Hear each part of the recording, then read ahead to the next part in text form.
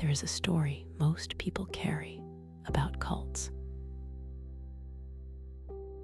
In that story, the people who join them are different from ordinary people. They are more naive, somehow, more desperate, more broken, or more gullible, or more in need of something that ordinary, well-adjusted people have already found for themselves. They are people who were somehow missing what the rest of us have. And so, when a group came along offering answers and belonging and certainty, they took it in a way that a more grounded person never would.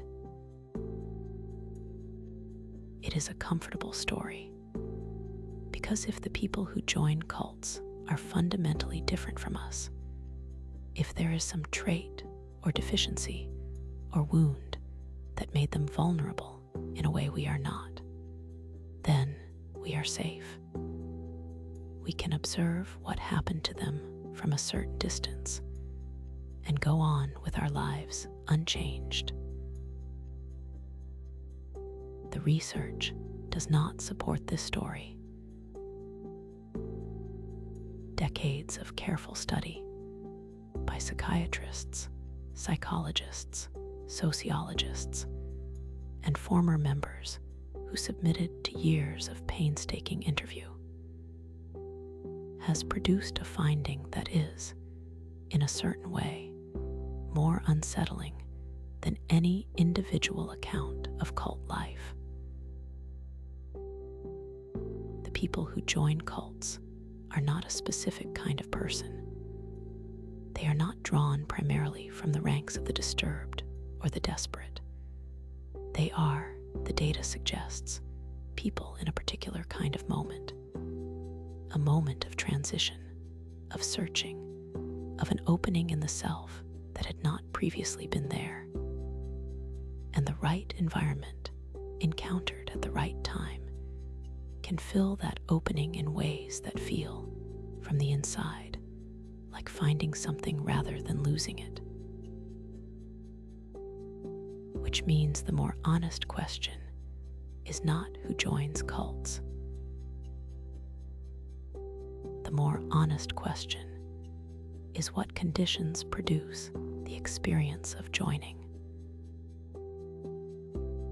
And the answer to that question reaches further than most people expect. Get comfortable. We're going to take this slow.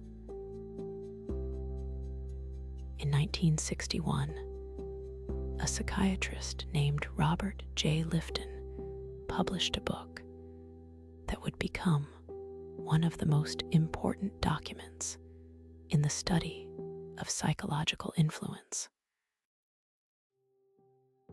Lifton had spent years interviewing American prisoners who had been subjected to what the Chinese government at the time called thought reform, an intensive, systematic program of psychological pressure designed to reshape a person's entire framework of belief and identity. He also interviewed Chinese citizens who had gone through similar programs. What he was trying to understand was not any single technique of manipulation, but the overall shape of an environment specifically constructed to alter who a person was at the deepest level.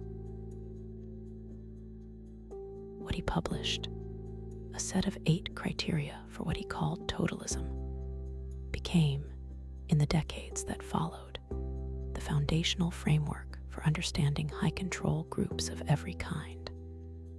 Because what Lifton found was not a Chinese phenomenon.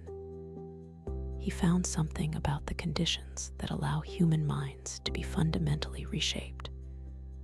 And those conditions have appeared again and again throughout human history, across cultures and centuries and ideologies that had nothing else in common. The first criterion was what he called milieu control, the control of the environment specifically of what information enters that environment, and equally important, what information doesn't. A group practicing milieu control doesn't present itself as controlling anything. It presents the boundaries of what is discussed and considered as simply what is right and good and sensible. The outside world, with its competing perspectives and unsettling questions, is gradually reframed as dangerous, as a place where truth has been obscured, where people are confused, where the only clear thinking happens inside. That reframing happens slowly. It rarely appears all at once. It arrives in small increments, a gentle caution here, a suggested reading there, a gradual narrowing of what is treated as worth engaging with and what is treated as beneath engagement. By the time it is complete, the person inside the environment may genuinely feel they have chosen their information diet freely. The cage has no visible bars. There's something in this worth slowing down for, because milieu control is not only a feature of extreme groups. The experience of being in any environment where certain topics are quietly off limits, where the question that everyone is thinking is the one no one says aloud, has something of this quality to it. Not the same degree, not the same intent, but the same underlying mechanism. Most people have been in at least one environment like this, a family where a particular truth was never spoken, a workplace where a particular concern was treated as career limiting, a relationship where a particular conversation was simply never had. In those environments, the topic that could not be raised had a kind of presence by its absence, an invisible shape that everyone moved around. The difference between those environments and the totalistic group is not the existence of the mechanism. It is the completeness of it. The second criterion was the doctrine of sacred science. Every totalistic group has a body of teaching that is treated not merely as true, but as the final truth, a framework so complete and so correct that questioning it is not just wrong, but a form of moral failure. Any community can have shared beliefs. What distinguishes the totalistic group is the treatment of those beliefs as beyond examination. The person who questions is not engaging in the honest intellectual activity of testing an idea. They are betraying something. Their questioning is read as a sign of weakness, of contamination, of insufficient devotion. This makes the doctrine self-sealing in a way that ordinary beliefs are not. Evidence that supports the teaching is confirming. Evidence that contradicts it is reframed as evidence of how confused the outside world is, and therefore as further confirmation that the group's understanding is needed. The doctrine cannot lose. Every challenge to it becomes a further proof of it. A person inside that structure does not experience themselves as trapped in a circular system. They experience themselves as thinking clearly, as having found a framework capacious enough to explain everything, including the objections people raise against it. The security that framework provides is real. The relief of having a complete answer to every question is a genuine psychological comfort, one that is, frankly, difficult to give up once you have had it. messiness and ambiguity of ordinary understanding. The way most honest inquiry ends with more questions rather than fewer is exhausting in a way that only becomes visible when the exhaustion is briefly lifted. The totalistic framework lifts it, and once it is lifted, the prospect of returning to the exhaustion is not appealing. This is part of what makes the pull of totalism so much harder to explain from the outside. From the outside, the appeal looks like irrationality. From the inside, it feels like finally having arrived somewhere that ordinary reasoning never quite managed to reach. The feeling of certainty, of clarity, is not manufactured. It is real. What is manufactured is the framework that produces it. And the feeling and the framework arrive together. So that questioning the framework means giving up the feeling, which is experienced not just as intellectual loss, but as a kind of existential loss, a return to a kind of confusion the person had hoped to have left behind. Lifton identified 6 other criteria as well: the demand for purity, the confession of impure thoughts to the group, the use of specialized language, the prioritizing of doctrine over personal experience, the subordination of the individual to the leadership's authority, and the implicit belief that people outside the group are less fully real or worthy of the same moral consideration. Together, these 8 criteria describe an environment that controls both what information is available and how all information is evaluated. An environment in which the tools for making meaning have been comprehensively shaped by the group, so that every experience confirms what the group has already determined to be true.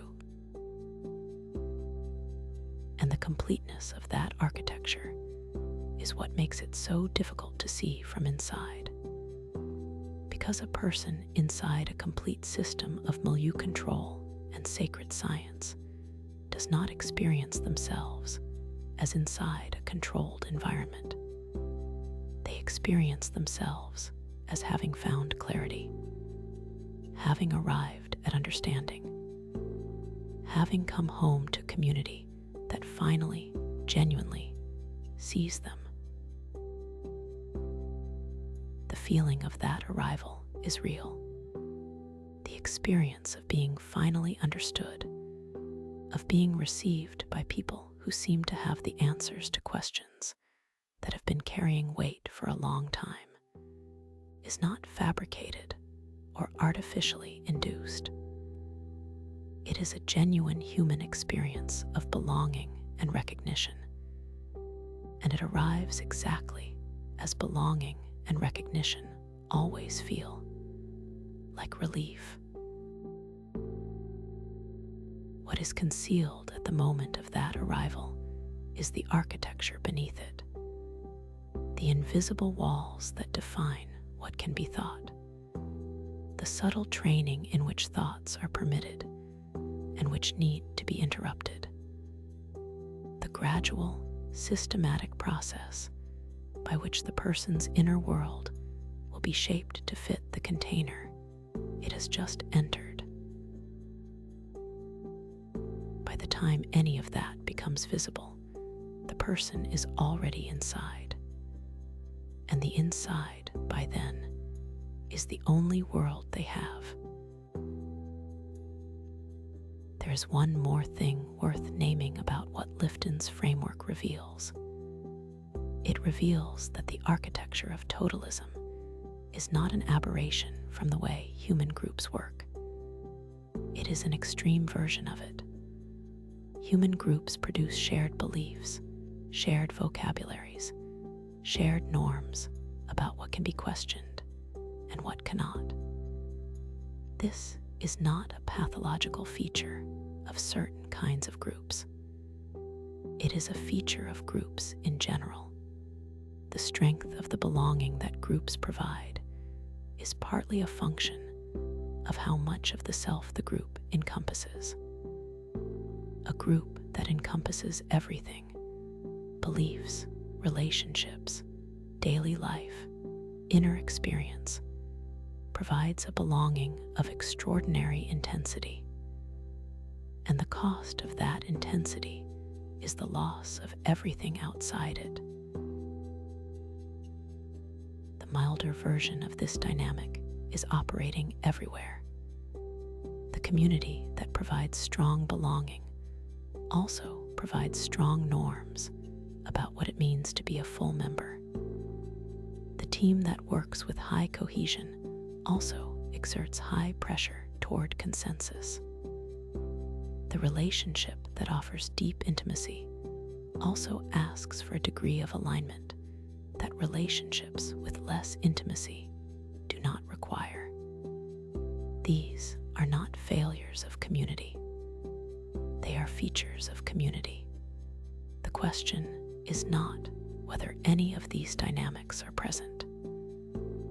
It is whether the intensity has reached the point where the mechanisms are doing more harm than the belonging is doing good. That question is worth asking. It is rarely asked inside the environments where it most needs to be asked. But the capacity to ask it is one of the things that can be cultivated deliberately over time. The popular image of cult recruitment involves a stranger approaching a vulnerable person with a pamphlet, or a charismatic leader holding public meetings and drawing in the easily swayed. The research paints a different picture entirely. In study after study, and in the testimony of former members from dozens of different groups, the most common point of entry into a cult is not a stranger. It is a friend, a family member, or a trusted acquaintance. Someone already in the network of people the recruit considers part of their life. Someone who seemed, in the moment of first invitation, to simply be sharing something they cared about. Margaret Singer, a clinical psychologist at the University of California, who spent decades studying cult membership and recovery, interviewed more than 3,000 former cult members over the course of her career. What she found consistently was that the vast majority of them described their initial contact with the group as warm, genuine, and social. A coworker who invited them to a dinner, a neighbor who mentioned a study group, a college classmate who seemed particularly at peace with life, and who was willing to share why. This is not an accident. Singer documented across many different groups a remarkably consistent pattern in how initial contact is structured. The group is looking for people who are curious or searching, or who seem to be in a period of transition. A transition is a moment when a person's prior sense of who they are and what they want has been loosened.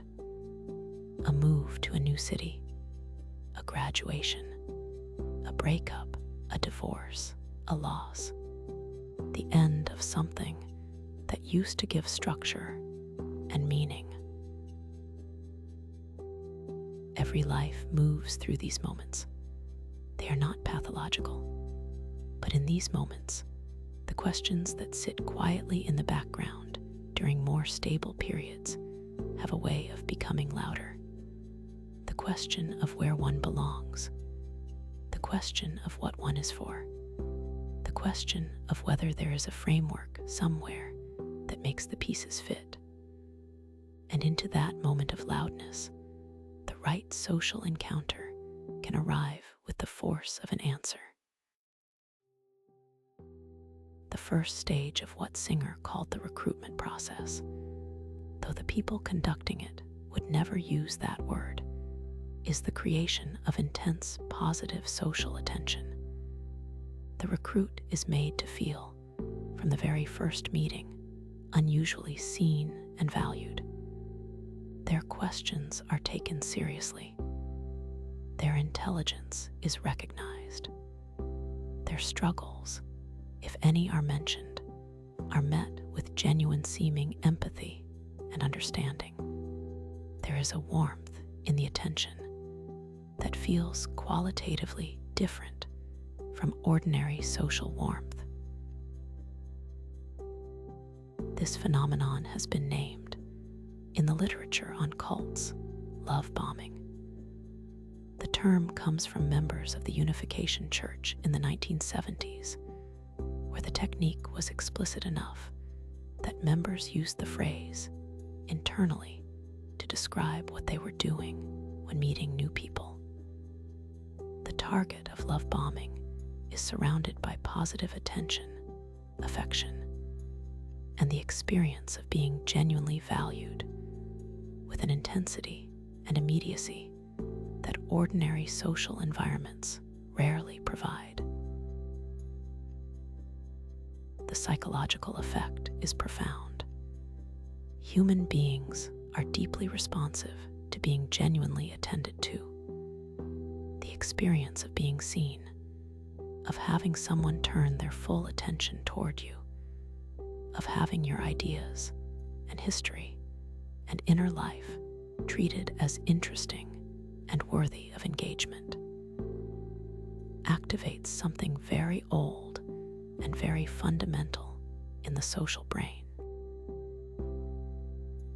Most people know this feeling from rare, precious moments, a conversation that went somewhere deeper than usual, an encounter that left them feeling unexpectedly understood. Those moments stand out precisely because they are not the texture of ordinary social life. Ordinary social life is frequently kind and pleasant and good, but it does not ordinarily provide that specific quality of focused, receptive attention. The person across from you is usually at least half somewhere else, thinking about their own concerns, managing their own attention, present in body and partial in mind. What love bombing does is provide focused, receptive attention consistently, from the first meeting onward, in a way that makes the recruit feel not just welcomed, but genuinely found. It feels like arriving in a place that was, without knowing it, where one had been heading. That particular feeling, the feeling of finally landing somewhere, is not a small thing.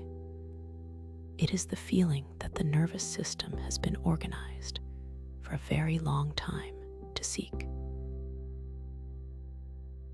And here is what makes love bombing so effective and so difficult to recognize from the inside. Love bombing is not fake in any simple sense. The people providing it are usually genuinely enthusiastic about the group they belong to. They genuinely want to share something they believe has helped them. Their warmth is, in that moment, real. What is not disclosed is that this warmth is calibrated, that it is part of a process, and that it will become conditional in ways that are not yet visible. The warmth that feels like unconditional welcome is, in fact, the opening phase of a process designed to create very specific conditions. But at the moment of experience, none of that is apparent. What is apparent is the warmth, and the warmth is real. The conditionality emerges gradually. The second stage involves what researchers call incremental commitment, a series of small steps, each of which seems reasonable in the context of the one before it, through which the recruit becomes progressively more embedded in the group's world. An invitation to dinner becomes an invitation to a weekend retreat. The weekend retreat introduces practices and perspectives that seem more intense than the dinner, but the warmth of the group absorbs the intensity. There are follow-up contacts, expressions of how much they enjoyed having the new person there, suggestions for readings that will provide context for what was discussed. The recruit is being brought along a path, but the path feels, at each step, like a natural progression of something genuine rather than a planned escalation. What makes this difficult to name from the inside is that at no single step does anything unambiguous happen. Every step is plausibly genuine. Every step could be what it appears to be, a group of people who care about ideas and community, inviting someone they like to be more involved. The accumulation is the thing, the sequence, the way each step uses the previous step as its foundation. But sequences are only visible in retrospect. In the middle of living through one, what you have is the present moment. And in the present moment, what is happening is that people who seem to genuinely care about you are asking you to take one more step. By the time the recruit begins to have the experience of being somewhere different from where they thought they were going, they have already made enough choices to feel invested. They are not there because they were tricked in any simple way. They are there because a carefully designed sequence of genuine feeling choices led them there, one step at a time, in a social environment that made each step feel like the right thing to do. The person who wants to understand why someone stayed doesn't need to look for a dramatic moment of manipulation. They need to look at the sequence, and they need to recognize that the sequence, evaluated one step at a time, looked reasonable at every step. This is the piece of the cult experience that is perhaps most difficult for people who haven't been through it to fully absorb. The image of the cult recruit as someone who was obviously deceived, who should have seen through the deception, who made an error of judgment that a more careful person would not have made. That image doesn't survive contact with the actual accounts of how the entry process works, because the actual accounts describe a process that was, step by step, not dramatically different from the way many genuine communities grow and deepen. A dinner, a retreat, a set of texts that someone you respect thinks are important, a gradual deepening of relationships inside the community, a corresponding, barely noticed thinning of relationships outside it. There is no moment of the process that, evaluated in isolation, would trigger obvious alarm. The alarm only registers when the whole sequence is visible. And by the time the whole sequence is visible, by the time the person can see the path they have walked and where it has led, the walking has already been done. what this implies for people who care about someone who might be inside a high-control group is something that runs counter to the instinct. The instinct is to name the manipulation, to point out what is wrong, to present evidence, to make the obvious clear. The research on how people disengage from high-control groups suggests that this approach almost never works because the person receiving the argument is inside a system that has trained them to interpret challenges to the group as evidence of the challenger's confusion. The argument lands, and then the thought-stopping practice engages, and the argument dissolves before it can take hold. What tends to work instead is something much quieter: the maintenance of a relationship, the patient, non-judgmental presence of someone outside the group who continues to care about the person without demanding anything, without demanding that they leave, without demanding that they defend their choice to stay, without treating the relationship as contingent on the person coming around to a particular view. Being simply and reliably present, available, a thread back to a world outside the group that the person can follow when they are finally ready back out of the maze. To understand why people stay once they are in, it helps to understand what they are staying for. Because what the research on cult membership makes clear, what former members describe with striking consistency across groups that differ in almost every other way, is that the experience of belonging inside a cult is real. It is not a manufactured feeling of belonging that the person mistakenly takes to be genuine. The belonging that closed, tight-knit communities with shared purpose provide is, in most of the ways that matter psychologically, genuine. The neuroscientist John Cacioppo, whose work on loneliness we have spent time with in an earlier episode, spent part of his career thinking about the other side of that equation.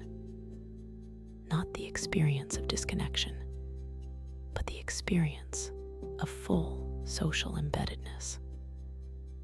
What he found is that belonging to a cohesive group with shared purpose provides something the brain treats as deeply nourishing: the sense that one is known by people who share one's values, that one is part of something larger than oneself, that one's presence is noticed and valued and would be missed. These are not secondary features of human well-being. They are among the most central. Cults provide these things with an intensity that most ordinary social environments cannot match. The cohesion is extraordinarily high. The sense of shared purpose, the conviction that the group is doing something uniquely important in the world, gives the belonging a quality of meaning that ordinary community often lacks. The warmth is focused and immediate and consistent. For a person who arrived at the group in a moment of transition, whose prior sense of community had been disrupted, whose questions about meaning and purpose were temporarily loud, this intensity of belonging is not experienced as suspicious. It is experienced as the answer to exactly what was being sought. This matters enormously because the cultural conversation about cults so often frames the experience in terms of deception. The recruit was tricked. They were misled. They believed something false. And while there are certainly false beliefs involved, the framing of pure deception misses something fundamental about what is actually happening, and it makes it harder to understand why people stay. A person does not primarily stay in a cult because of what they believe. They stay because of what they belong to. The beliefs, the doctrine, the framework of sacred science, these are not incidental, but the research consistently suggests they are secondary to the social fact of the community. When former members are asked what was hardest about leaving, they very rarely describe the loss of the belief system as the most painful thing. What they describe as most painful, what they say again and again, took the longest to recover from, was the loss of the community, the loss of the people, the loss of the sense of being embedded in something that knew them and cared about them and would notice if they were gone. The weight of that, for someone who has not been through it, is difficult to fully convey. The community inside a high-control group is not like an ordinary community that one can drift away from gradually, maintaining some connections while letting others lapse.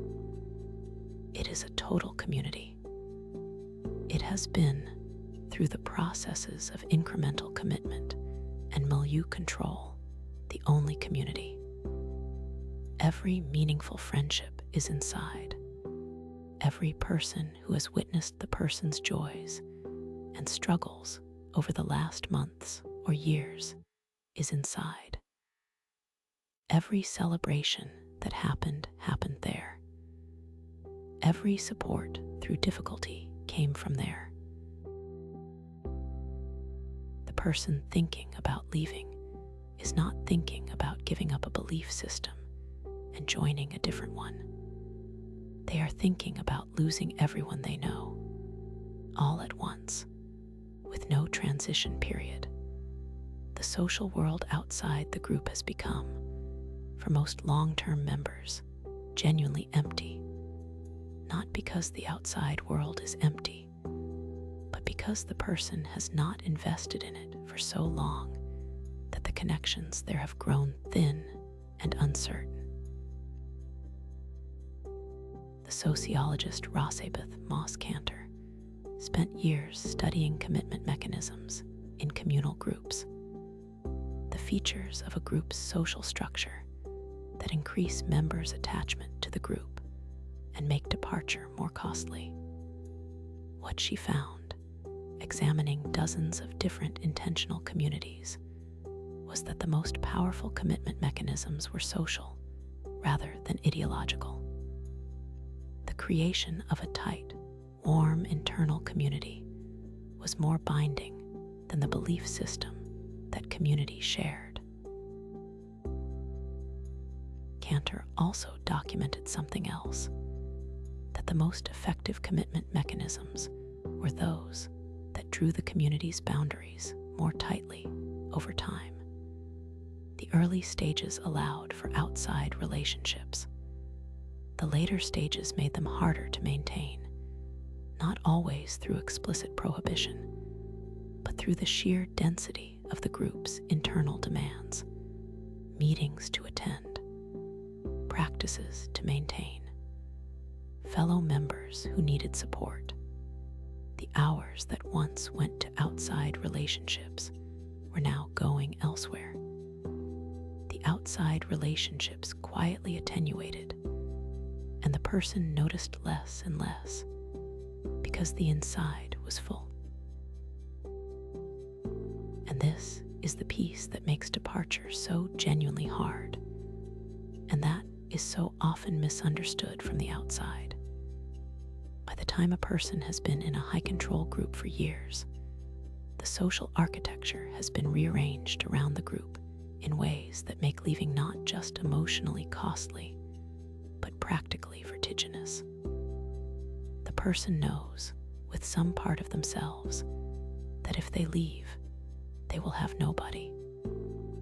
The world outside is populated, technically, by millions of people, but for the person inside the group, it is effectively empty. The relationships that once existed out there have gone cold. The person they were before they joined is a stranger to most of the people they knew then, and the group has become so central to their identity that they are not sure who they would be without it. Staying is not simply ideology. Staying is home, and the prospect of leaving home, even a home that has been, in important ways, damaging, is not a small thing to ask of anyone. The word home is worth pausing on, because home is not just a location or a set of relationships. It is the place where you are known, where the particular version of yourself that you show up as is the one that is recognized and received. For someone who has spent years being known inside a group, whose daily life has been shaped around the group's rhythms and practices and relationships, the world outside that group is not just empty of people. It is empty of context. It is a place where no one knows the person they have become, where the history they built inside the group means nothing to anyone, where they would have to start from the beginning, introducing themselves as someone they are not yet sure how to introduce. This is part of what makes the belonging inside high-control groups so difficult to simply leave behind. It is not just that the community is warm, though it is. It is not just that the alternatives are uncertain, though they are. It is that the self that was built inside the community is a self that only exists fully in that context. Outside it, that self has no recognizable shape. The person who was a dedicated member, who held a particular role and was valued for particular contributions and was known for particular qualities, that person does not have a straightforward translation into ordinary social life. The resume of a life spent inside a high-control group does not map onto the world outside it. And so the prospect of leaving is also the prospect of becoming, in some important way, nobody, of having to construct an identity from nearly nothing, in a world that does not know you and does not know what you have been through. That prospect is genuinely frightening, and the fear is not irrational. It is a realistic assessment of what departure would cost, made by someone who has very few resources available to absorb the cost. The person outside looking in, the family member, the friend, the therapist, often interprets this fear as evidence of how thoroughly the person has been controlled. And it is that, partly. But it is also evidence of how thoroughly the belonging was real. The community was not a fiction. The relationships were genuine. What was built there was actually built. The tragedy is not that the person believed in something false. The tragedy is that they built something real inside a container that would not survive examination. And when the container fails, the real thing that was built inside it fails too. The belonging and the cage come down together. And the grief of that, the grief of losing something real that was built inside something false, is its own category of loss, distinct from any ordinary loss, and not fully understandable from outside. One of the more unsettling aspects of totalistic groups is not what they ask members to do. It is what they ask members to think, and, more specifically, what they train members to do with thoughts that don't fit. Robert Lifton, in his original framework, identified a feature he called thought stopping, the set of practices by which groups teach members to interrupt thinking that might lead toward doubt or questioning. The techniques vary by group. They include repetitive chanting, the recitation of prayers or formulaic phrases, sustained physical activity, meditation practices directed toward mental quieting, or any practice that, when applied consistently at moments of inner questioning, interrupts the chain of thought before it arrives somewhere uncomfortable. The term thought stopping sounds sinister, and in its extreme forms it is. But it is worth noting that the underlying principle, the deliberate interruption of a line of thinking that is producing distress, is not alien to ordinary human experience. Most people have something they turn to when their minds go somewhere they don't want them to go. A physical activity that absorbs attention. A habitual practice that provides a sense of reassurance. A deliberate redirection of focus towards something more neutral. What distinguishes the totalistic version is not the existence of the practice, but the targeting of it. In ordinary life, thought-stopping techniques are typically self-directed toward thoughts that cause suffering without resolution, anxiety that circles, rumination that doesn't arrive anywhere useful.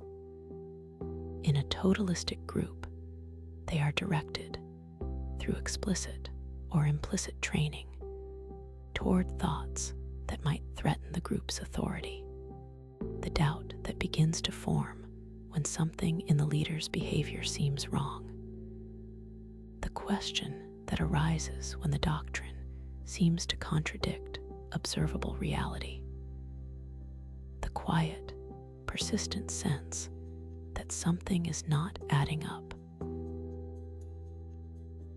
That sense is taught to be dangerous, not because it is stupid or ignorant, but because it is the voice of contamination, of the outside world's confusion leaking in, and the response that has been trained into the member is to interrupt it, to chant, to pray, to speak to a senior member, to engage in the group's approved practices until the thought dissolves.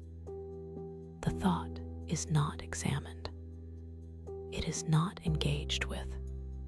It is interrupted, reliably and immediately, before it can develop into anything that might trouble the structure of the group. The effect, over time, is a narrowing of what can be thought without immediate interruption. The inner world becomes shaped by the outer environment. The range of private mental experience conforms, gradually, to what the group permits. And the person inside may not experience this as a loss, because the practice of interrupting uncomfortable thoughts has become so automatic that the thoughts barely surface before they are quieted. The silence where the doubt would have been feels, from the inside, like peace, like being settled, like having a quiet mind. And there is something genuinely seductive about that. Most people carry more uncertainty than they are comfortable with. The experience of a mind that does not trouble itself with insoluble questions. That has been trained to a kind of stillness, can feel from inside like a form of psychological health. It is only from the outside, or from after, that it becomes visible as something else. The stillness of a mind that has had its range of motion restricted. This is connected to another of Lifton's criteria, which he called the loading of the language. Every group has its own vocabulary, its own particular terms for things that matter to the group's practice and belief. This is not unusual in itself. Every close community develops specialized language as a natural consequence of shared experience and shared focus. What distinguishes the totalistic vocabulary is its function. The language was used not just to communicate, but to contain thought, to provide ready-made categories that captured complex experiences in ways that foreclosed further examination. A person who has a question about the doctrine doesn't have a question. They have been influenced by outside thinking. A person who is struggling emotionally after following the group's guidance isn't experiencing evidence that the guidance was wrong. They are having a spiritual battle, or going through a phase of testing, or being affected by thoughts they haven't yet fully released. The loaded language provides, for every difficult experience, a prepackaged interpretation that points back toward the group and away from doubt. And because the language is shared and reinforced by everyone around the person, using it doesn't feel like using a tool of control. It feels like thinking clearly. The person reaches for it naturally, the way anyone reaches for the concepts their community has given them to make sense of experience, that it was given to them by a system designed to serve that system's interests is not visible from inside the system. The researcher Leon Festinger, who spent his career studying cognitive dissonance, documented what happens when a person has made a very significant commitment to a belief and then encounters evidence that contradicts it. Festinger's most famous study, published in 1956 under the title When Prophecy Fails, described what happened to a small doomsday group when the date they had predicted for the end of the world passed without incident. The leader had predicted with great specificity that on a particular day in December 1954, a great flood would destroy the world, and that the group would be rescued by flying saucers. December came. The day passed. The flood did not arrive. The saucers did not come. What Festinger and his colleagues, who had embedded themselves in the group as participants, observed next was striking. The group did not dissolve. The members did not look at each other and acknowledge that they had been wrong. What happened instead was that the leader announced, the morning after the non-event, that God had spared the world because of the devotion of this small group. The failed prophecy was reinterpreted almost immediately as confirmation of everything the group believed. And the members who had made the greatest sacrifices, who had quit their jobs, given away their possessions, severed relationships with family members outside the group, became more committed after the failure, not less. Festinger's interpretation was that the dissonance produced by a failed prophecy is most acute for those who have sacrificed most for the belief.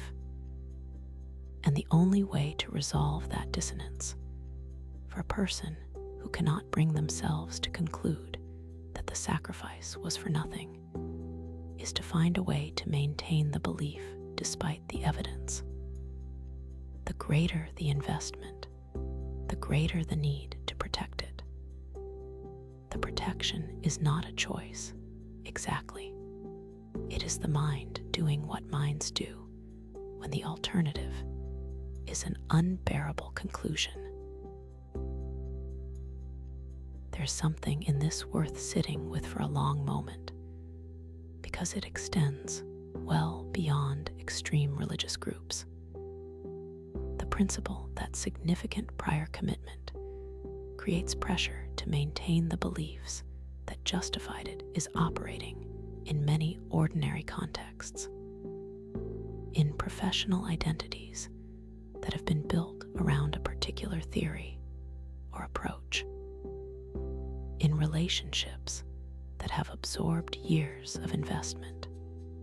In any situation where the cost of being wrong is the admission that a great deal was given for something that didn't deserve it. The mechanisms are the same. The context is different. The scale of the consequences varies enormously. But the underlying psychology is shared, so deeply and widely shared that it is a feature of being human, not a feature of being susceptible to cults. It is worth sitting with what this implies for how we think about our own beliefs. The person who has invested heavily in a particular worldview, who has built their identity around a set of commitments, who has made public and private declarations that align with those commitments, who has staked their social standing on them, is not in a position of neutral openness with respect to evidence that contradicts those commitments. They are in a position of motivated cognition, the same motivated cognition that produced the closed loop. Responses in Festinger's doomsday group is present, in less extreme form, in any context where the investment is significant and the cost of revision is high. This is not a comfortable recognition, and there is no comfortable version of it. It does not mean that all beliefs are equally suspect, or that commitment is itself a form of self-deception. It means that the relationship between investment and belief is not simple, and that the person who wants to hold their beliefs honestly has to do some deliberate work to maintain access to evidence that might challenge those beliefs. Not an enormous amount of work, but some. A practiced willingness to let uncomfortable information land, at least briefly, before the mechanisms of protection engage.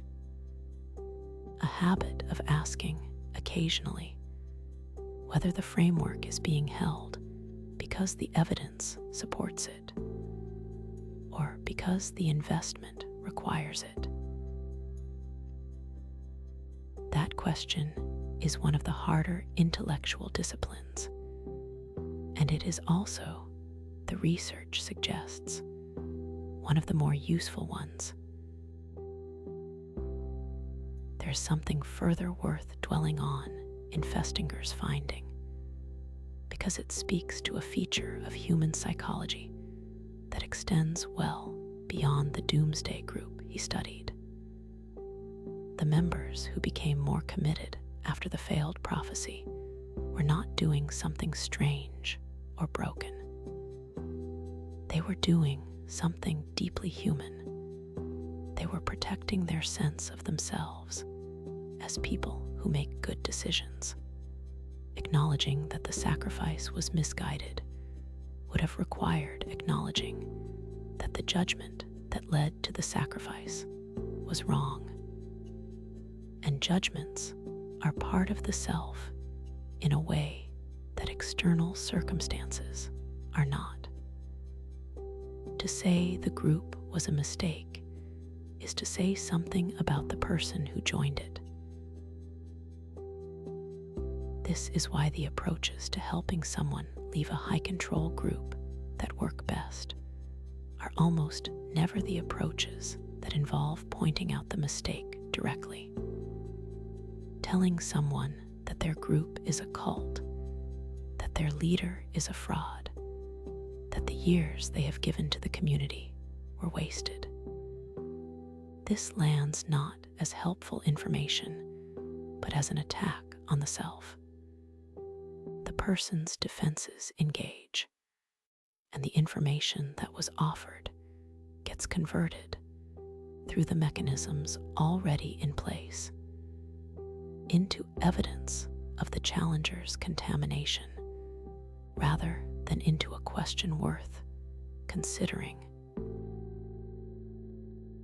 What tends to work instead is something that does not require the person to be wrong, something that invites curiosity rather than defense, questions that open rather than close, the slow cultivation of enough distance from the group's total interpretive framework that the person's own perceptions can eventually begin to register as data worth attending to.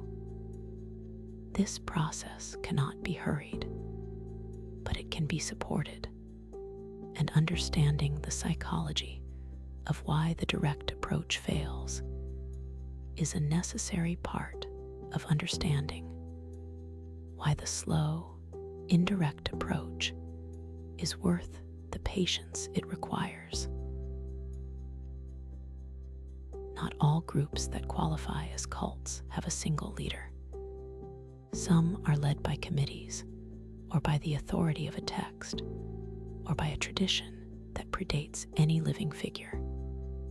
But most of the groups that produce the most harm, and that generate the most recognizable accounts in the literature, center on a particular person, and the psychology of that person, and of the relationship that develops between them and the group, is something the research has examined with considerable care. The word charisma gets applied frequently to cult leaders, and it is not wrong, but it can be misleading. Charisma, in the popular sense, suggests a kind of magnetism, a gift, something the person was born with that draws other people toward them naturally. In the context of cult leaders, the magnetism is real, but the research suggests that what is often described as charisma is a more specific and analyzable set of behaviors that create a particular kind of relational experience in other people. The psychologist Robert Hare, who spent his career studying psychopathy and the behaviors that characterize it, has written about the capacity of certain individuals to create, in the people they interact with, an intense sense of being uniquely understood. The person sitting across from them has the experience that this individual is seeing something in them that other people have missed, that there is a quality of attention being directed at them that feels qualitatively different from the attention they ordinarily receive. That quality of attention is not necessarily warmth, though it often presents as warmth. It is more specifically a kind of reading, a rapid and accurate perception of what the person in front of them needs to hear? What question has been quietly troubling them? What wound is looking for salve? What version of themselves they most want to be seen as? And then the mirroring of that need back to them in a way that feels like recognition. This is not a supernatural gift. It is a skill, one that certain personality configurations develop very early in life as a strategy for navigating social environments. The cult leader does not necessarily feel what the recruit feels. What the cult leader does is notice it, name it, and reflect it back in a form that creates an experience of profound recognition. The effect of this is what researchers who study idealization have described as the experience of being completed, of encountering someone who seems to understand you better than you understand yourself. For a person in a moment of transition, with questions that have been going unanswered, with a self that is temporarily more open and less settled, this experience can feel like the encounter they have been waiting for. There's a quality to that experience that is almost impossible to convey to someone who hasn't had it. It is not simply impressive. It is something closer to the feeling of having been, for a long time, in a room with poor lighting, and then having someone turn on the full light. The sense that the interior landscape of one's own life, which one has been navigating with only partial visibility, is suddenly being seen by someone with better eyes, and the relief of being seen clearly, of having the private, complicated, difficult parts of oneself received without judgment, is one of the most powerful experiences the human nervous system can have. That feeling is real, and its power lies precisely in the fact that it is real. The recognition that is being offered corresponds, in some genuine way, to actual features of the person's inner life. The leader read them accurately.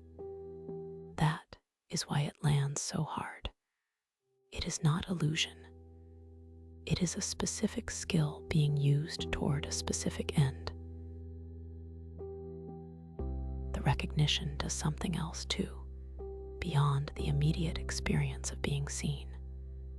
It creates an association.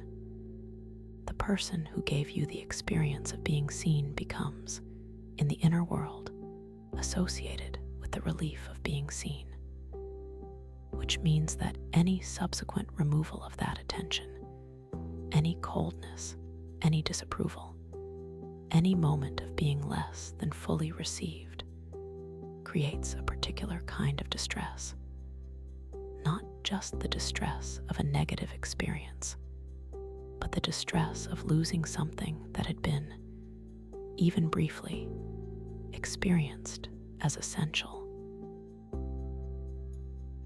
The developmental psychologist Alexandra Stein, who was herself a member of a political cult for a decade, and who has since spent her career studying the attachment dynamics of high-control groups, has proposed that the relationship between a cult leader and their followers is best understood through the framework of attachment.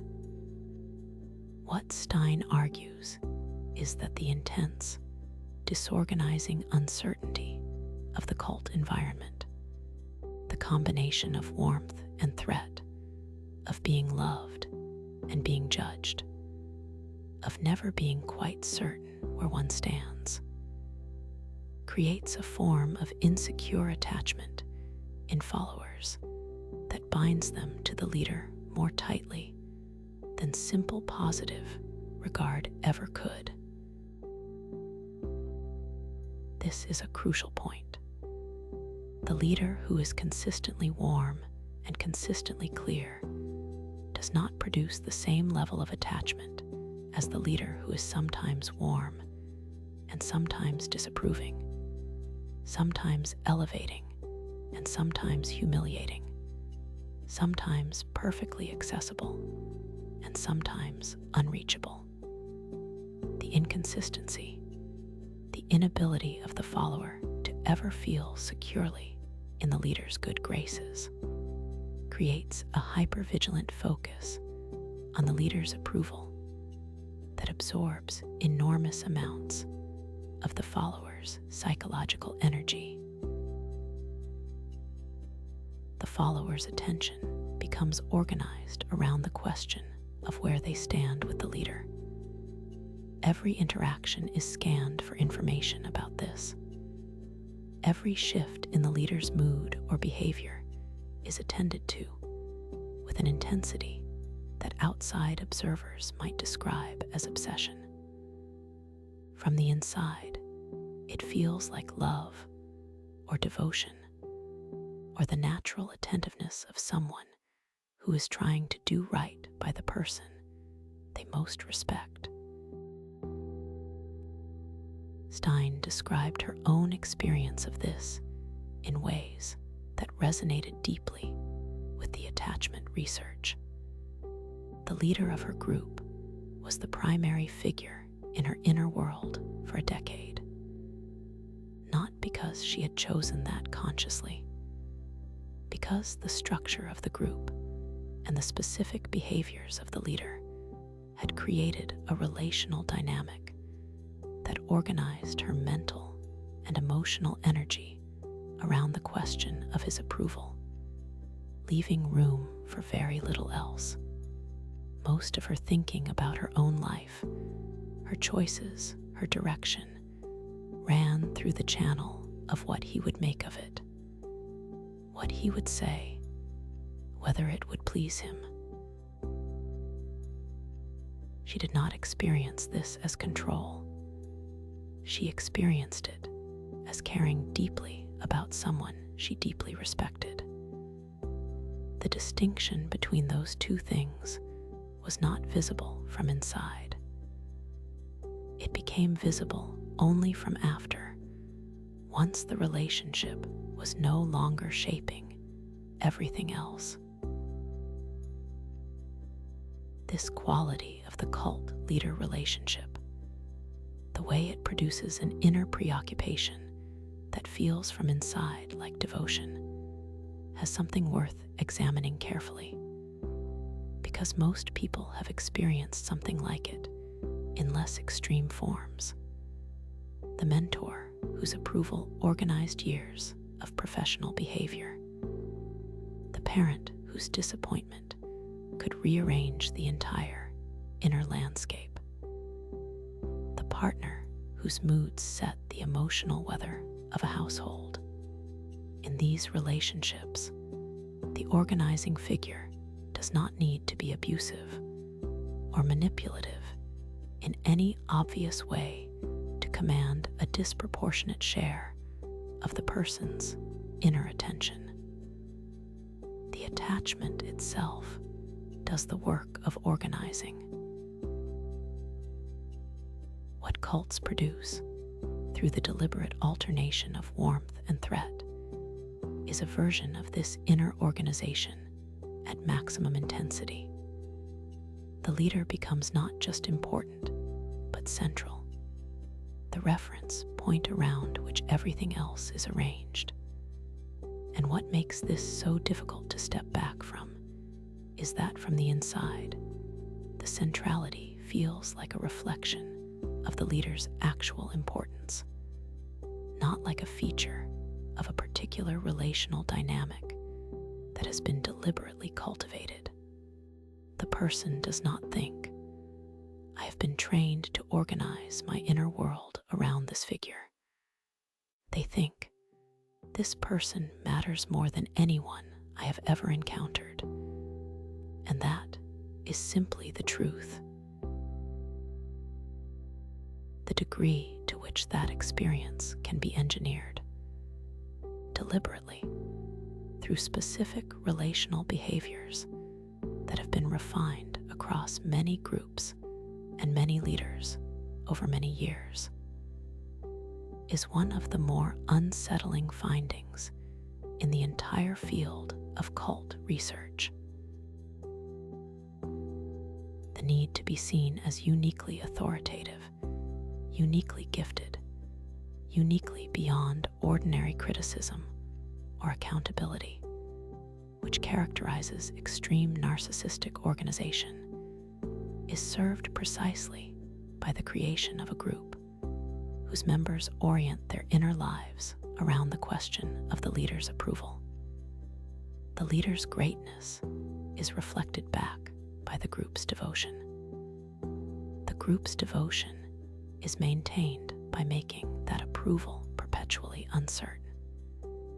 It is a closed system, and it produces in the people inside it an experience that is simultaneously binding and corrosive.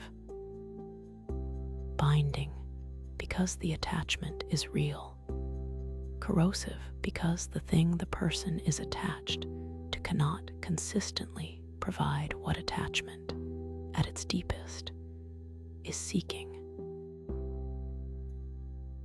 There is a principle in social psychology called the foot-in-the-door technique, described first by the researchers Jonathan Friedman and Scott Fraser in 1966.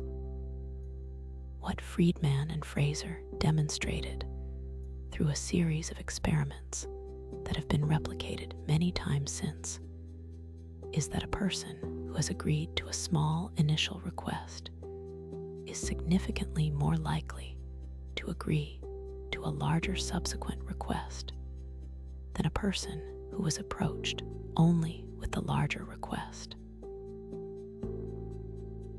The mechanism, as subsequent researchers have explained it, is rooted in self-perception.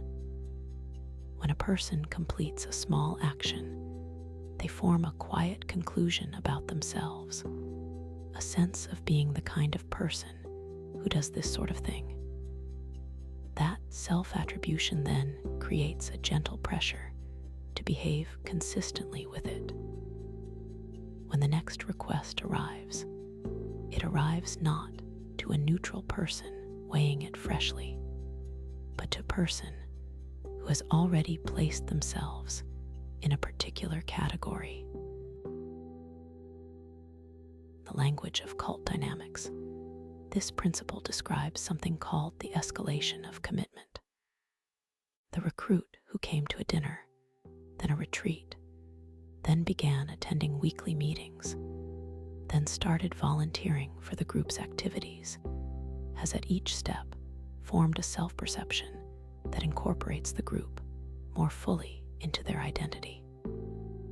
By the time the group begins making larger demands, financial contributions, restrictions on outside time, changes to relationships or life plans, those demands are being made to a person who has already defined themselves as committed. The commitment is not something that was imposed from outside. It is something the person built, one small yes at a time. There's something particular about how this feels from the inside. Each step was chosen. Each step felt right in the context of the previous steps. The person was not forced. They were invited, and they said yes, and they said yes again and again. The accumulation of their own choices becomes the evidence to themselves that they are in the right place. If they had chosen freely, and they had chosen this, then this must be where they belong. The logic is circular, but it doesn't feel circular from inside. It feels like consistency. It feels like integrity. It feels like being the kind of person who, when they commit to something, actually commits. This is the mechanism that makes cult membership different from simple fraud. In simple fraud, the victim would, if given accurate information, have made a different choice. In the escalation of commitment, the person would have made different choices at many points along the way if they could have seen where the path was leading. But the path revealed itself one step at a time, and each step, evaluated in isolation, seemed reasonable. There was no single moment of manipulation. There was a sequence, and the sequence, accumulated step by step, led somewhere the person would not have gone in a single large step. Janja Lalich, a sociologist who spent more than 10 years inside a political cult, and who has since spent decades studying high-control groups, developed a framework she calls bounded choice to describe the experience of decision-making inside these environments.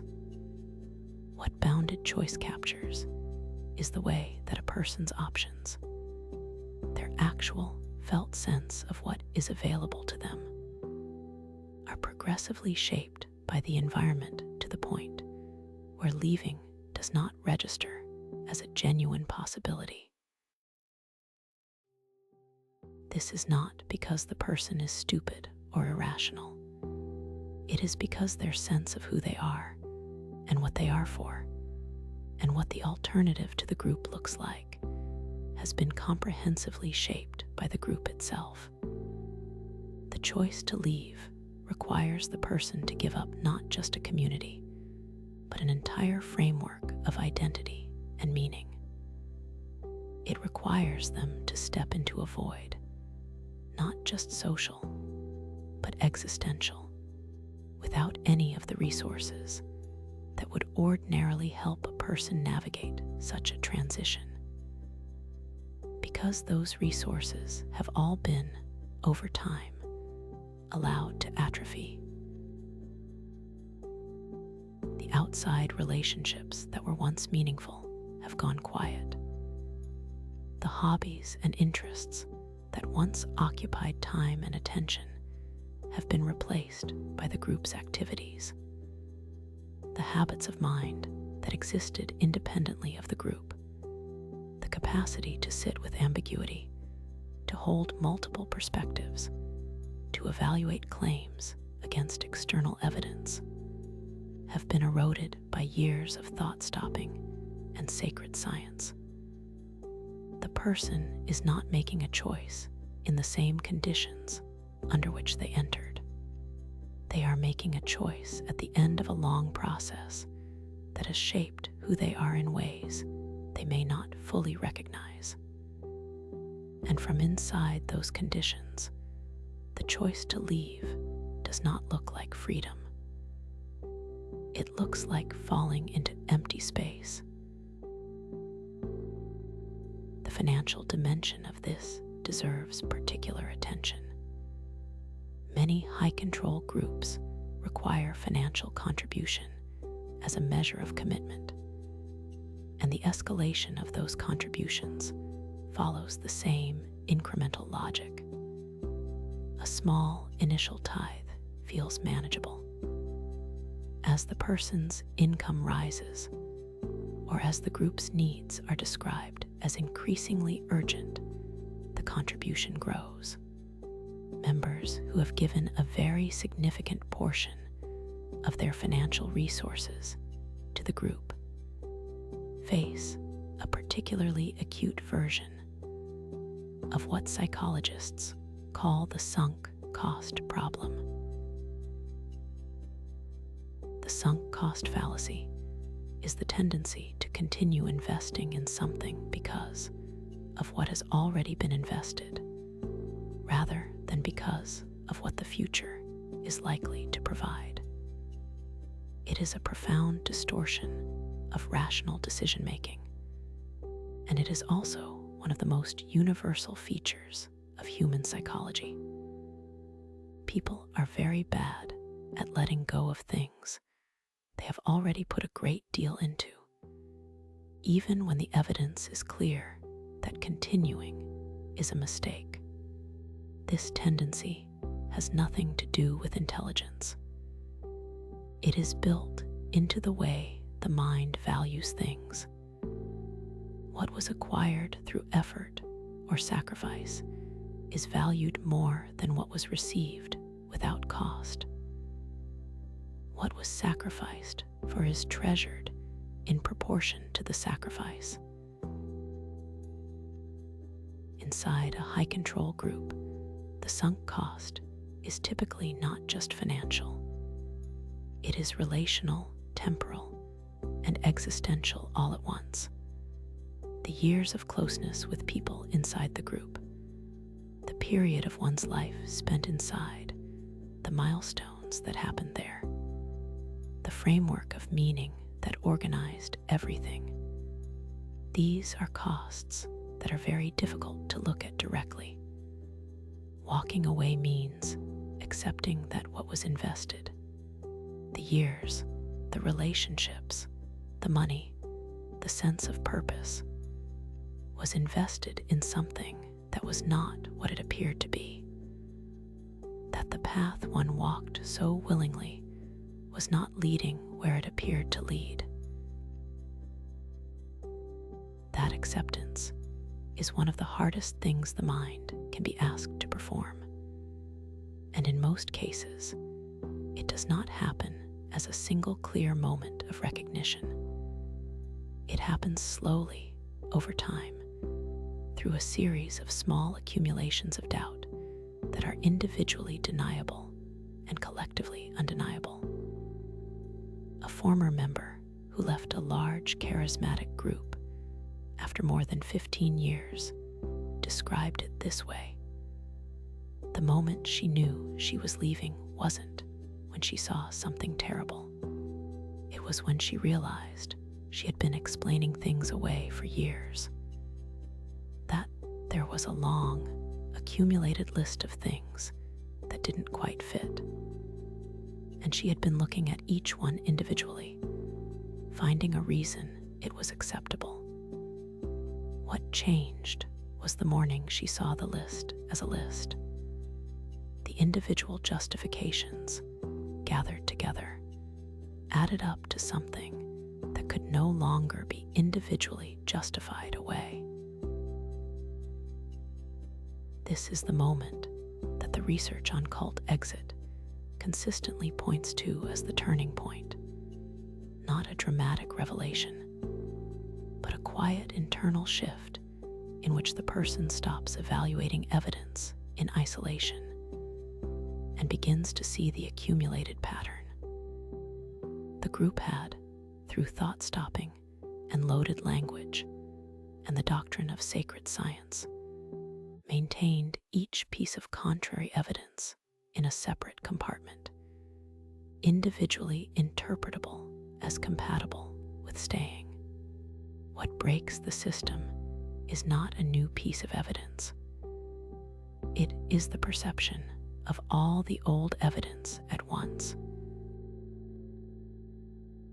Former members describe this experience in remarkably consistent language, a kind of stepping back, a moment of seeing the thing they were inside as if from slightly outside it, not fully outside.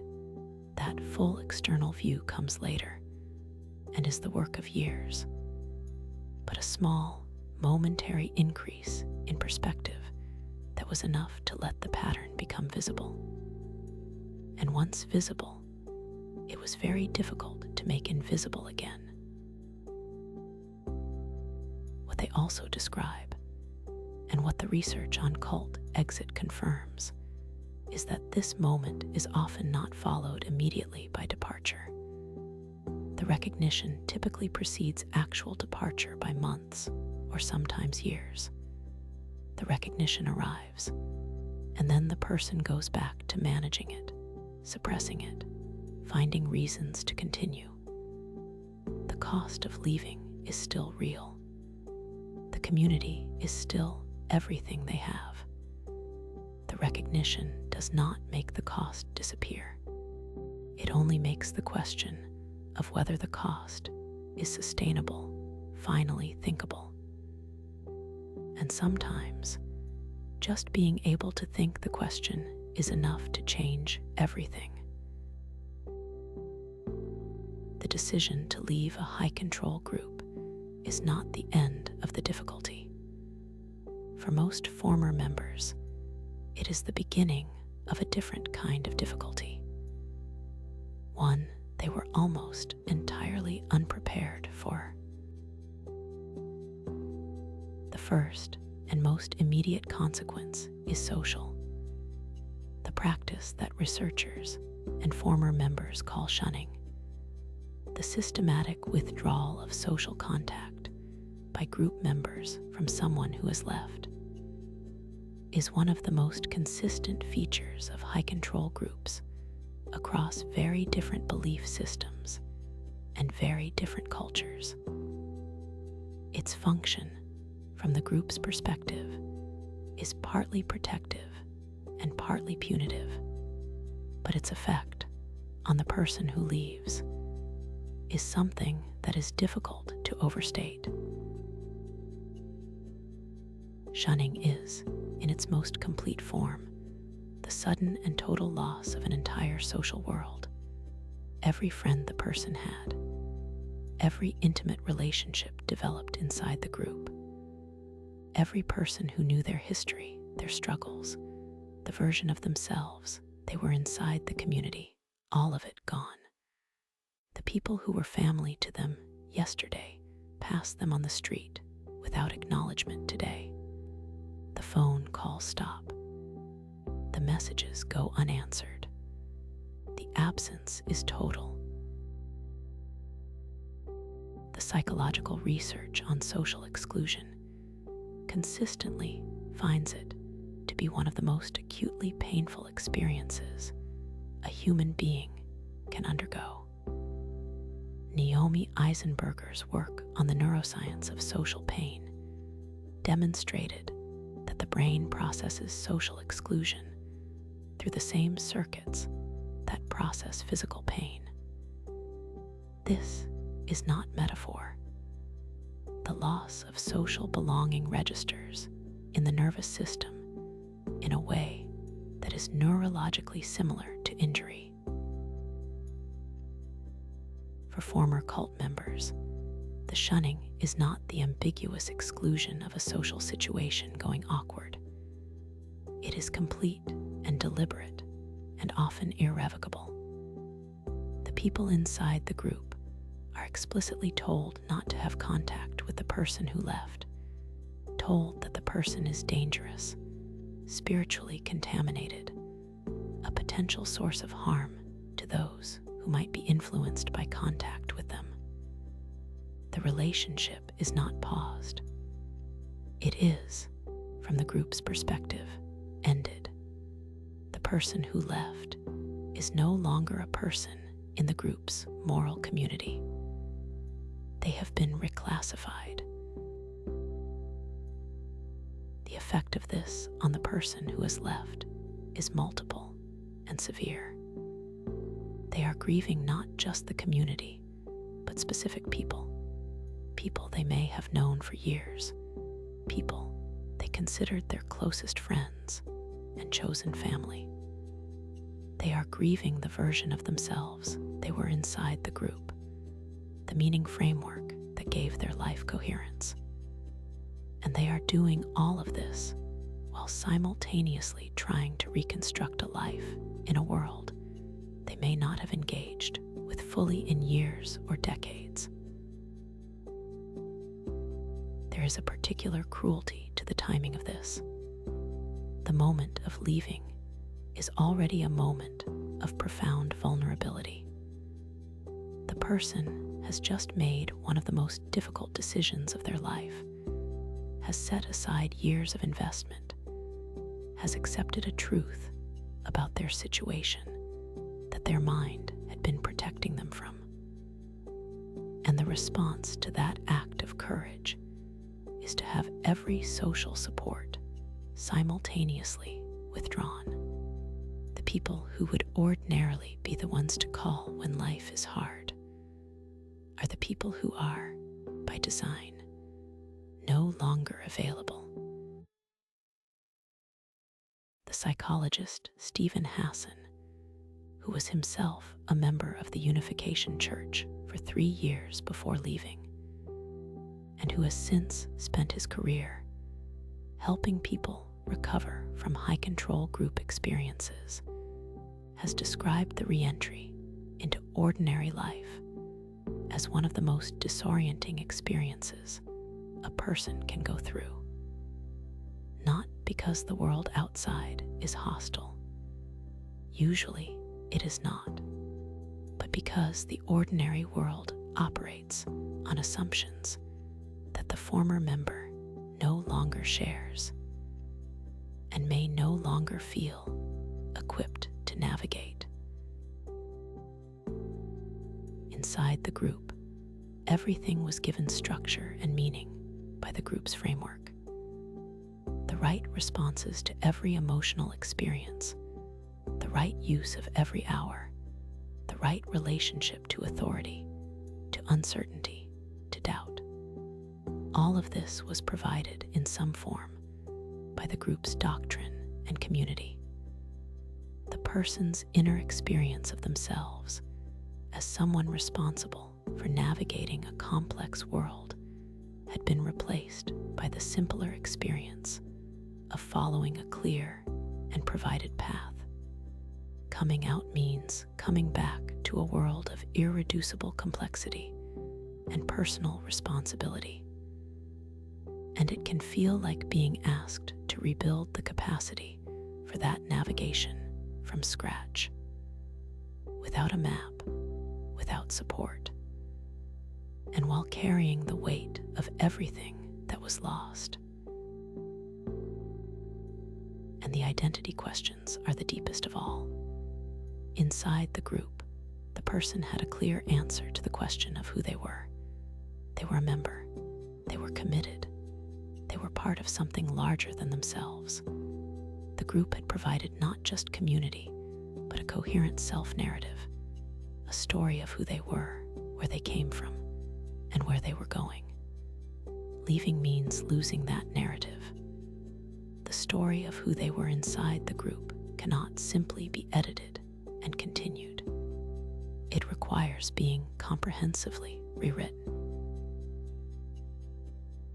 And rewriting the story of who you are, especially when the story you are replacing was one that gave everything meaning, is the work of years, not months.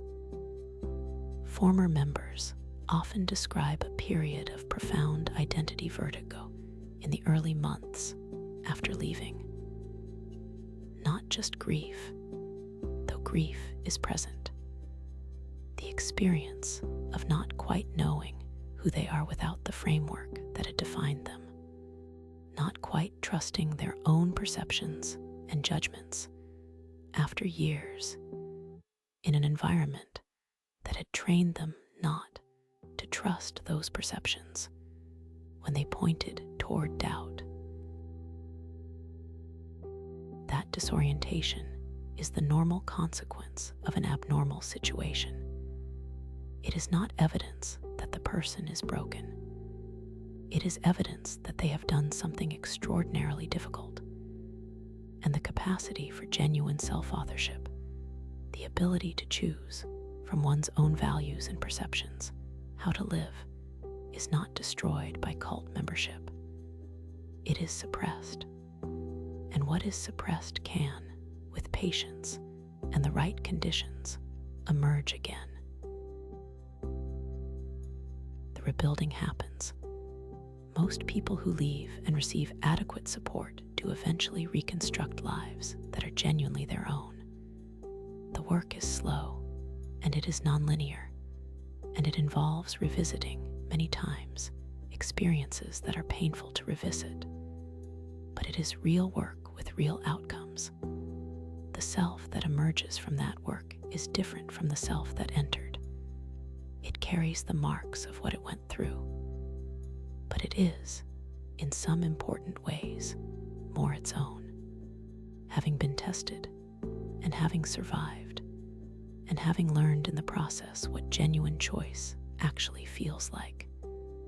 The person who has rebuilt their sense of self from that kind of ground up has a relationship with their own inner authority that most people, who have never had occasion to question it so thoroughly, will never quite develop.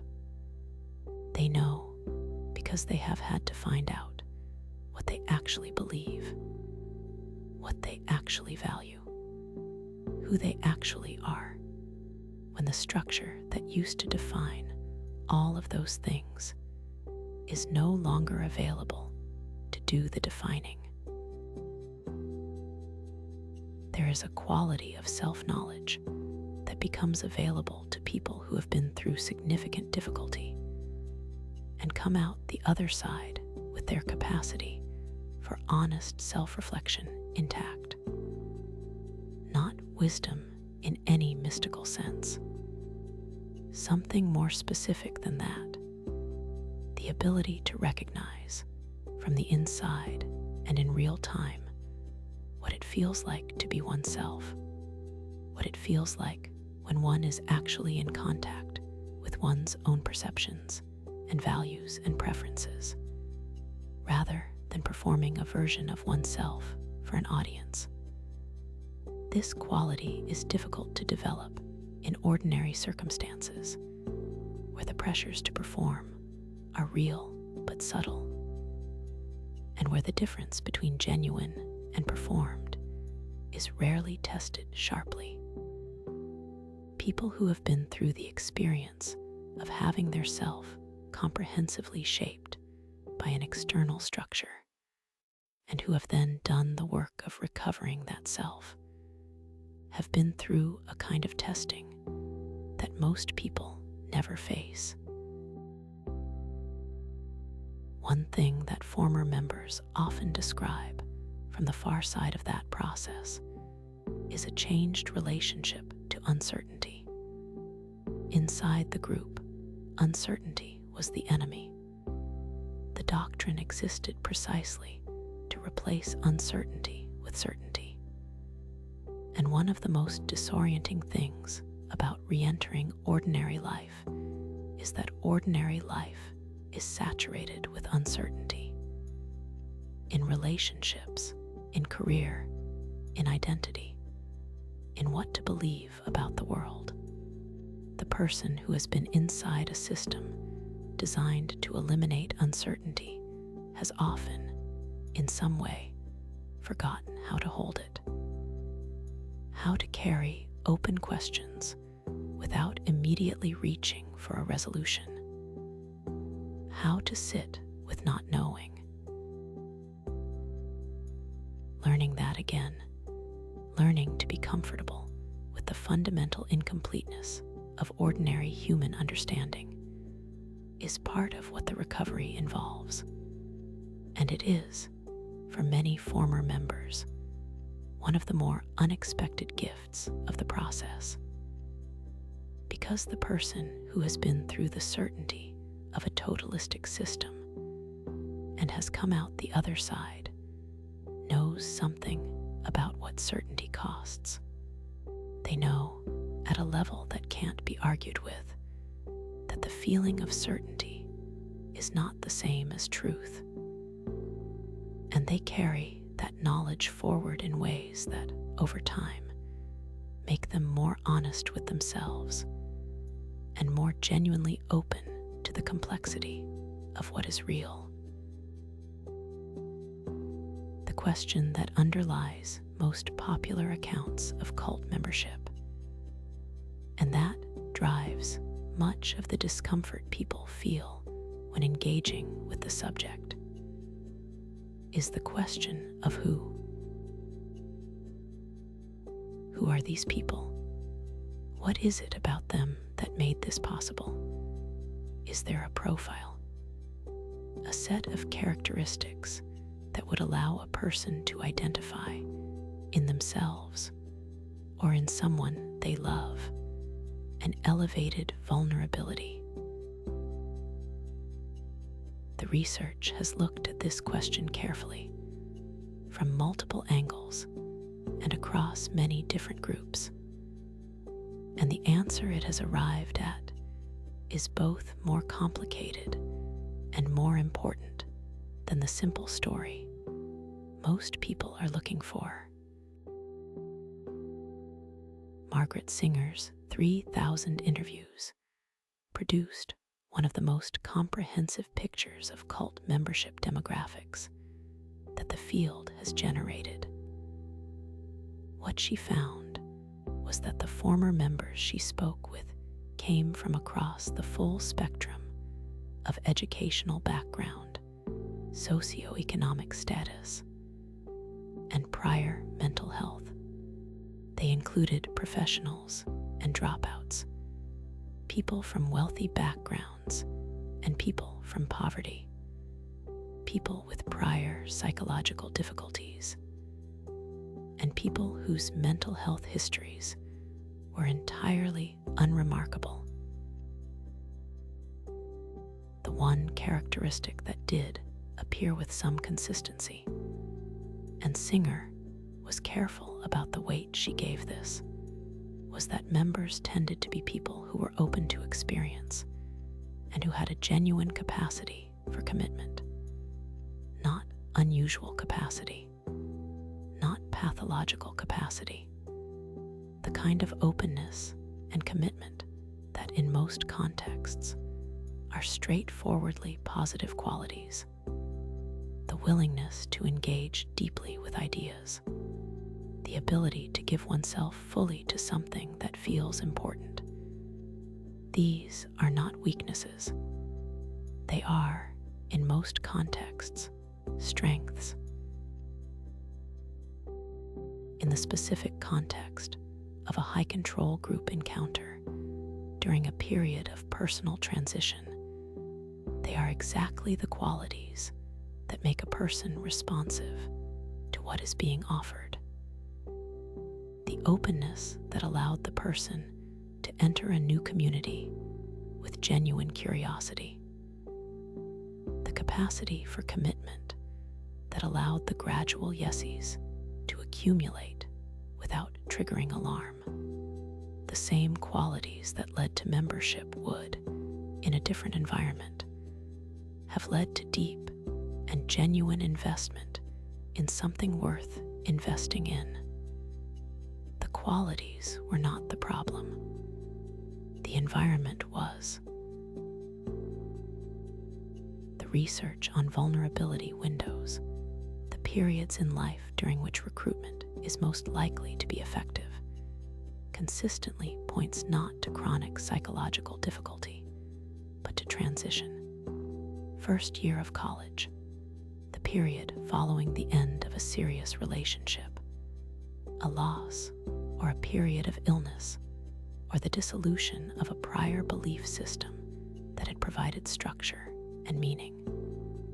A move to a new city, a period of vocational uncertainty. These are not pathological states.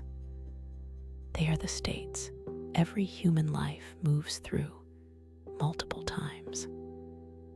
There is no adult life that does not pass through at least some of these moments. Robert Cialdini, whose work on the principles of influence has become one of the foundational texts of social psychology, described a dynamic that applies almost directly to this. The person who is moving through a period of identity transition is more susceptible to influence precisely because their sense of who they are is temporarily less settled. In that state of flux, an environment that offers clarity, belonging, and a coherent answer to the question of who one might become is responding to a genuine opening in the self. The opening is not manufactured by the group. The group simply finds it. The cult does not create the opening. It finds it and fills it. What this implies is that the protective factor against cult membership is not a particular personality type, and not the absence of psychological difficulty. The research suggests that the strongest protective factor is a prior and stable experience of genuine, non-contingent belonging.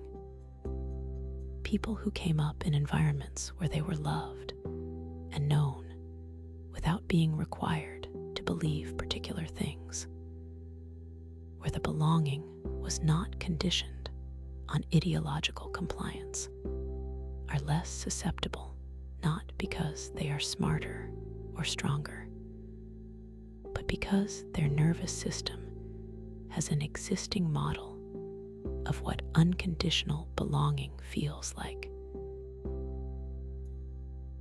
When an environment offers belonging that is warm and apparently generous, but that is quietly conditional on compliance, on commitment, on the gradual surrender of independent thought, there is a felt mismatch. Something doesn't quite sit right. The offer is slightly off, not dramatically off, not obviously off, but the nervous system has a template for comparison, and the comparison produces a low signal of dissonance that, in a more secure person, is enough to create at least a pause, a moment of not quite going along. For people whose early experiences of belonging were themselves conditional, whose experience of being loved and accepted was filtered through demands for compliance or performance, there is no existing model to compare it to. The conditionality of the cult's belonging does not register as strange because conditional belonging is the only kind they know. The warmth that is offered at the beginning and the expectations that quietly follow feel like the shape of how belonging works, because in their experience, that is the shape of how belonging works. This is not a verdict about those people. It is a description of an ordinary developmental reality that produces, in certain circumstances, a particular vulnerability, and it points towards something important about what genuine belonging, the non-contingent, non-conditional kind, actually does for a person. It is not just an emotional good. It is a template, a reference point, something the nervous system uses without conscious deliberation to evaluate the offers it receives. The good news that the research consistently points toward is that the absence of that early template is not permanent. Adults who find their way into relationships and communities where they are genuinely known and genuinely held, where the belonging is not contingent on thinking the right things or performing in the right ways, can, over time, build the internal model they didn't come up with. It takes longer. It requires more conscious attention to notice when belonging is being offered without conditions, because the absence of conditions can itself feel unfamiliar and even faintly suspicious to someone who has always experienced belonging as earned. But the capacity is there, and it is real, and finding it, even late, is not too late. What the research on recovery from cult membership consistently shows is that the rebuilding of a secure sense of belonging happens not through a single therapeutic intervention, but through accumulated experience, through the slow accretion of moments in which the belonging offered was genuine and was not subsequently withdrawn when the person asked a question or expressed doubt, or showed up in a way that was less than ideal. These moments, gathered over time, provide new data, and new data, accumulated slowly and imperfectly, does eventually revise the model. The person who has no early template for unconditional belonging is not condemned to seek only conditional belonging for the rest of their life. They are starting with a deficit of relevant experience, and experience at any age is still the currency in which the nervous system is paid. The account is not closed. It is simply waiting for the right deposits to arrive, and they can arrive at any point in a life, in a friendship, in a community, in a relationship, in a therapeutic encounter. Anywhere that genuine, non-contingent attention shows up with enough consistency to register as real. There's something worth dwelling on in this, because it speaks not just to cult recovery, but to something broader about human development. The nervous system remains plastic throughout life in ways that were not fully understood until relatively recently. The internal working model of relationships, the set of mostly unconscious expectations about whether connection is available, whether one is worth knowing, whether expressing genuine need is safe, is not fixed at any particular developmental stage. It is updated by experience, slowly and imperfectly, and with the resistance that any deep pattern brings to revision, but updated nonetheless. Which means that the person who grew up in a world where belonging was conditional has not been permanently shaped to seek conditional belonging. They have been shaped that way so far, and the ongoing question of what experiences come next is genuinely open. The relationships and communities that offer something different, that are patient with uncertainty, and that do not withdraw when questions are asked, are providing new data to a system that was built on old data, and new data, accumulated across enough experiences, does eventually update the model. This is slow medicine. It is not a cure in any single application, but it is real, and it works. And the recognition that the capacity for unconditional belonging can be built rather than simply inherited is one of the more important things the research on both cult membership and human attachment has to offer. It would be convenient if what cults revealed about human psychology were entirely specific to cults. If the mechanisms they exploit were only active in extreme environments. If the tendencies they leverage were only visible when they produced recognizable harm. But the research suggests otherwise. Stanley Milgram's obedience experiments, in which ordinary people administered what they believed to be dangerous electric shocks to strangers at the instruction of an authority figure, were not about cult members. They were about ordinary people in an ordinary research setting, and what Milgram found, with an accuracy that replications across many countries and decades have consistently confirmed, is that the majority of ordinary people, given the right conditions, will defer to authority in ways that override their own moral judgment, and their own sensory experience. The conditions Milgram identified are not exotic. They are the conditions that high-control groups create, but they are also, in milder and more partial forms, the conditions that ordinary institutions, ordinary communities, and ordinary relationships create all the time.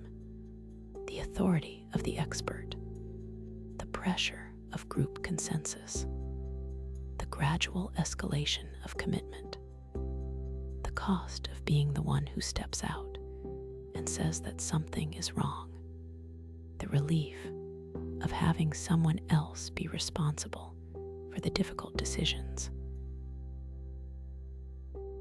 Most people know this feeling from ordinary life. The meeting where everyone seemed to agree, and the dissenting thought stayed quiet because raising it would have felt like the wrong thing to do.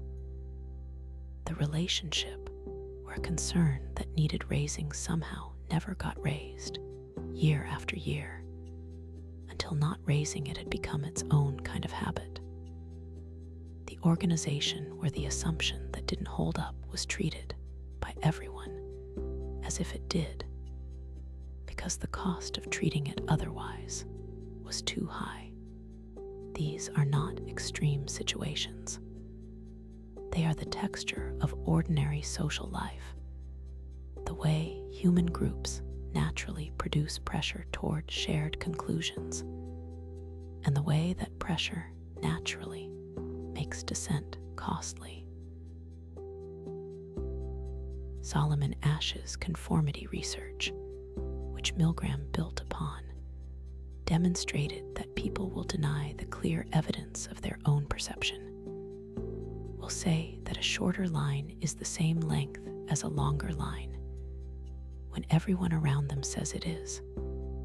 Not every person, not all of the time, but enough people, often enough, to demonstrate that the pull of social consensus operates at a level below conscious deliberation. The nervous system does not want to be the single dissenting voice in a room of agreement. The cost of that position is felt viscerally, not just intellectually. The experience of disagreeing with everyone around you while knowing that you are correct is genuinely uncomfortable. Most people, most of the time, find a way to accommodate the consensus. Cults amplify these tendencies to an extreme degree. They create environments where the authority is total, where the consensus is enforced, where the cost of dissent is the loss of the entire social world. But they are amplifying tendencies that exist in every human being, in every social environment, to varying degrees. There is a version of milieu control in families where certain conversations are never had. There is a version of sacred science in professional communities where certain assumptions are treated as beyond challenge. There is a version of the escalating commitment spiral in any relationship or institution where leaving has become so costly that a person stops being able to evaluate clearly whether staying continues to serve them. This is not to say that families or professions or ordinary relationships are cults. The degree matters enormously. A conversation with a difficult colleague is not the same as spending a decade in a high-control group. The comparison, taken too far, cheapens the genuine suffering of people who have been through the latter. But the recognition that the same psychological tendencies are being leveraged at vastly different intensities, in vastly different degrees of intentionality, across the full spectrum of human social environments is useful because it removes the comfortable wall between people who join cults and people like the rest of us. The researcher Anthony Pratkanis, who has studied influence and persuasion throughout his career, has written about what he calls the social influence lattice. The idea that human beings are embedded at all times in networks of social pressure and persuasion that are operating below the level of conscious awareness. We are not primarily autonomous individuals making free decisions in a neutral environment. We are social creatures whose beliefs, behaviors, and senses of self are continuously being shaped by the environments we inhabit. This is not a counsel of despair. It is a description of reality that, once acknowledged, becomes useful. The person who knows that their perceptions are being shaped by social consensus can watch for the moments when that shaping goes in directions they didn't choose. The person who understands sunk cost as a psychological tendency rather than a rational consideration can catch themselves in the middle of it, at least sometimes, and make a more deliberate choice about how to proceed. There is a specific quality of attention that many former cult members describe developing after they have done the work of leaving and rebuilding. A kind of careful regard for the social environments they enter, not suspicion exactly, but attentiveness. A habit of noticing when belonging is being offered with unusual intensity and immediacy. A practice of checking whether the questions that arise in them are being welcomed or quietly rooted around. A sensitivity to the particular way that incremental commitment works. The way each yes creates the conditions for the next yes. This attentiveness is not the same as distrust. It is more like the practiced awareness that comes from having learned, in a very concrete way, that environments have shapes that influence what is possible to think and feel and choose inside them. That awareness is a form of protection, not complete protection. The mechanisms are too fast, too automatic, too deeply built into the social brain, but partial protection, enough in some moments to create a pause. That pause, that small gap between the pull and the response, is where genuine choice lives. And the person who has learned to find it, even occasionally, even imperfectly, has something that no total system can fully close off: the capacity to step back for just a moment and ask whether what is happening is what it appears to be. That question, asked even once, in the right moment, can change a great deal. The pause itself is worth understanding, because the pause is not primarily an intellectual act. It is not primarily a matter of thinking more carefully about what is happening. It is more like a moment of contact with oneself, a moment in which the person's own perceptions and values and preferences are briefly in contact with the situation, rather than being rooted through the group's interpretive framework before they can arrive anywhere. The pause creates space for the self to be present, and the self, however suppressed by the mechanisms around it, does not disappear. It is available in those small moments of space to register something about what is actually happening.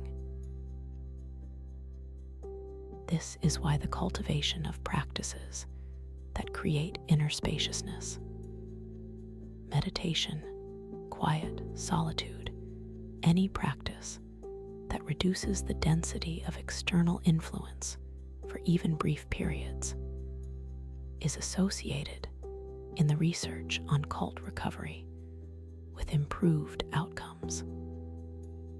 Not because those practices provide information about the group, but because they create the conditions in which the person's own inner authority has a chance to speak, at a volume slightly above the constant noise of the group's interpretive framework.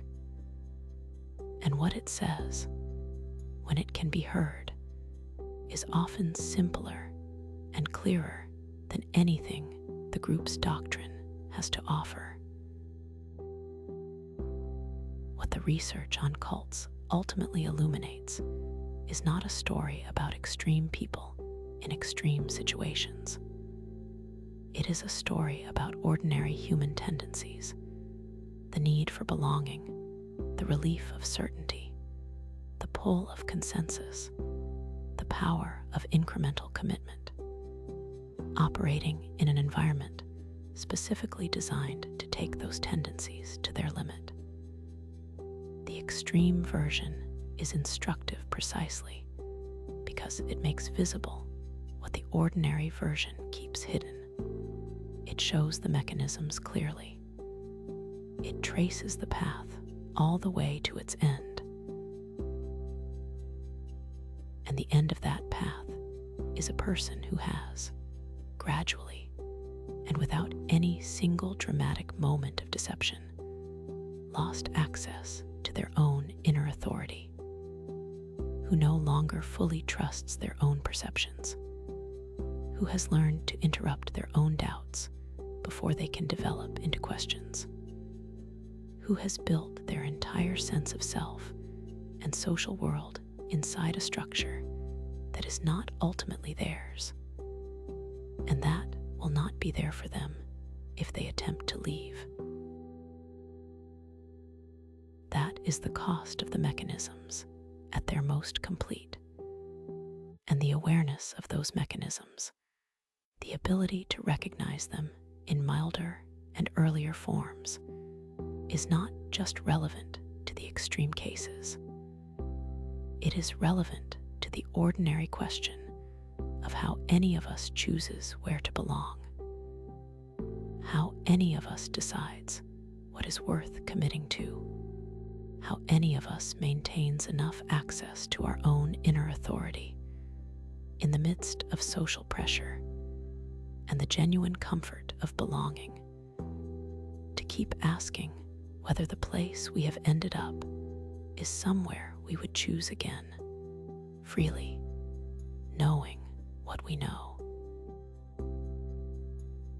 Of all the things the research on cults and psychological influence returns to, there is one strand that seems worth holding onto as everything else goes quiet. What high control groups want at the deepest level is not belief, not money, not labor, though they may take all of these. What they want, what the architecture of control is ultimately designed to capture, is the self, the inner life, the quiet, private experience of being a person who is genuinely one's own. And the reason that is possible to take from someone is that the self is not, in the first place, entirely self-sustaining. The sense of who we are is built through relationship. It is maintained through being known. It is vulnerable in moments of transition to being rebuilt by whatever environment arrives at the moment of openness. This is not a flaw in the architecture. It is the architecture doing what it was designed to do, remaining open to genuine connection, remaining capable of growth, remaining responsive to the minds that surround it. The openness that makes cult membership possible is the same openness that makes love possible, that makes genuine friendship possible, that makes any real change in who we are possible. It is not a weakness to be protected against. It is a fundamental feature of being human. What it asks of us is a willingness to attend to the environments in which that openness is extended, to notice when belonging is being offered without any evident cost, and to feel for what that cost might actually be, to pay attention to whether the questions that arise in us are being welcomed or quietly rooted around, to ask whether the clarity that a particular environment provides is the clarity of genuine understanding, or the clarity of having been told what to think and relieved of the burden of uncertainty. The people who came out of high control groups, who did the slow, difficult work of rebuilding a self that was genuinely their own, often describe coming out the other side with something they hadn't expected. Not just relief and not just grief, though both of those are present. Something more like clarity, a quality of knowing from the inside and in a way that cannot be argued away, what genuine belonging feels like and what it doesn't. What it feels like when a community welcomes your questions, and what it feels like when it quietly trains you not to ask them. That knowledge, hard won, is something. Let the thinking slow down now. Whatever questions are still turning, they can rest. They will be there in the morning, and they can be met in the morning with fresh eyes and a clearer mind. There is no answer that has to be reached tonight.